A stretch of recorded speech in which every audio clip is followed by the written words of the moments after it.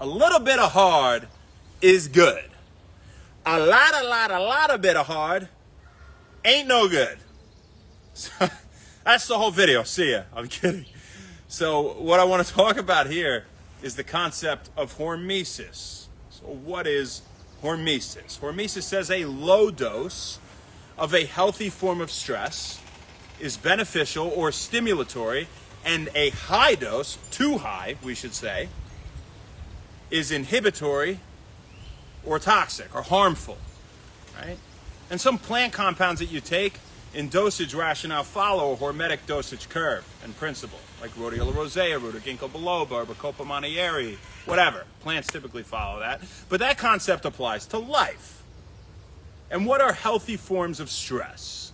Well, we've talked about hormesis, at least touched on it here before at One Wellness. It'd be something like exercise, intermittent fasting, a cold plunge, a sauna, some sort of shock to your body that is temporary, and healthy. It doesn't mean it can't be repeated in the temporary sense, right? Like we do with exercise or fasting, from day to day, having, whatever routine it is, 16-8 or whatever protocol, 18. But if you do too much of these things, they're not healthy. And I want to supplement that with two big examples that people talk to me about all the time and that you see all the time online, and why it makes sense for your body to have a little bit of it, but a lot of it ain't no good. Or a lot of it, we could say, right? Inflammation and stress. Inflammation is not good, Shane. What are you talking about? It is not if it's chronic inflammation. If it's chronic inflammation, then it's harder for your body to fight off invaders. You're more likely to get sick. Okay? That's definitely true. It's associated with almost every chronic disease. It can damage your healthy tissues, reduce rates of repair, and interfere with a whole lot, right? It can interfere with your cognitive function, how your GI tract functions, all these things in your body. But a low dose of inflammation in response to an acute injury is actually a good thing. The body is extremely intelligent. And so what happens is when you sprain that ankle or you get an abrasion, you get a cut or something, it sends a bunch of immune messengers there. It sends a bunch of cytokines, immune signalers, right? Of macrophages, of things that eat away debris, right? Trying to reduce the buildup of scar tissue, right? Things that are going to promote remodeling. Things that are immune messengers so that when they get there, these immune cells say, ain't no foreign invaders coming up in here because we're vulnerable right now. We just got hurt. And we're not going to let that happen. We're not letting anything get through the skin right now. We're going to, whatever. We're going to send stuff there, and that's all well and good. The alarms go off, and all right, for like a day to 3 days, that's a natural response. Okay, and you can ice it and reduce excessive damage, too much of it going there, and it's that. But letting the body do its work, in some regard, makes sense there, and it's extremely intelligent. Don't try to outthink. Just help to improve the conduit through which things flow in your body. One of them is the central nervous system, the spine, right? That's a whole nother topic. But let it do its work. Low amount of inflammation, okay, it makes sense. But a high amount did the opposite, just like we said with hormesis. Stimulatory beneficial, okay, still beneficial, maybe peak beneficial, starting to get bad. Now very bad. Too much of it, right? So it helps you fight infection in the beginning. Or too much of it, you're more likely to get sick. It helps to repair and remodel in the beginning. Too much of it, it's the opposite. And so inflammation. Inflammation is a great example. Stress. There are good and bad forms of stress. This doesn't really go for all forms of stress. But we will say stress in general here.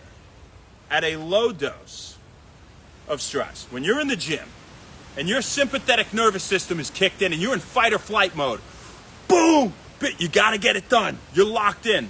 That's not your parasympathetic rest digest. You are locked in the game. You're in that rugby game. You're ready to go kill somebody. That you're fighting or you're flight.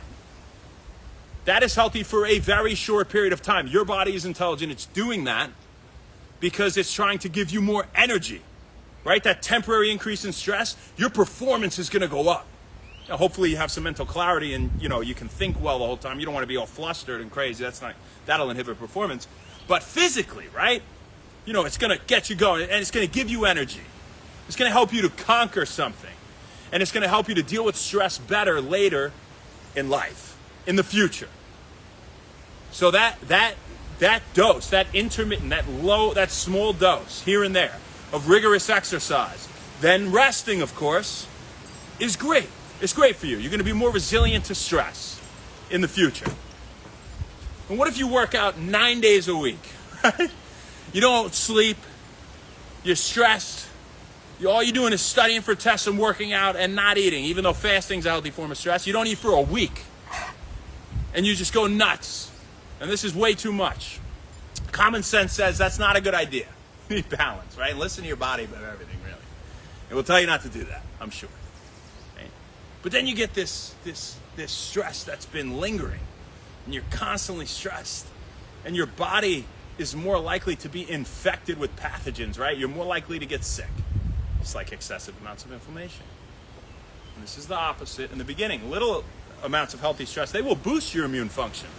Exercise boosts immunity. Even intermittent fasting, whatever, a lot of things, right? Vitamin C, vitamin D, zinc are top for immunity through Pearson supplements. But you're more likely to get sick. Your brain function is actually going to go down. You're more likely to suffer cognitive decline later in life if you're chronically stressed. But that little bit of stress, that was boosting cognition. You're ready to rock. You're ready in that test. Boom, I'm ready to go at it. It's a healthy form of stress. So almost more excitement. I want you to think of it like that, excitement. It's excitement versus I'm stressed out, right? Your body cannot repair as well when you're chronically stressed. You can run into a world of chronic health issues with chronic stress. So low amounts of these things are great for training your brain and training your body to better deal with things in the future, or letting it do its work. Like in the example of inflammation, caught the phone, wind is blowing. Not on my watch, it's not falling down. It's beautiful out here, this is great. But you have to realize the dosage matters a lot. The dosage matters a lot. And if you're gonna get nothing else out of this video, know that you have to have balance. And those are two examples of how something that is commonly perceived as harmful can actually be beneficial, but only in the right dose.